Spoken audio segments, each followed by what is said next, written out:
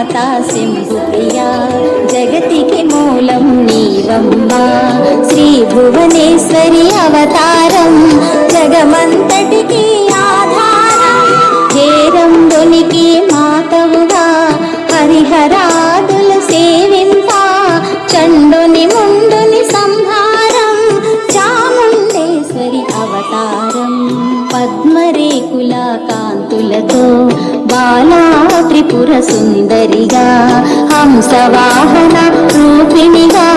వేదమాతవై వచ్చితివి శ్వేత వస్త్రము ధరించి అక్షరమాలను పట్టుకొని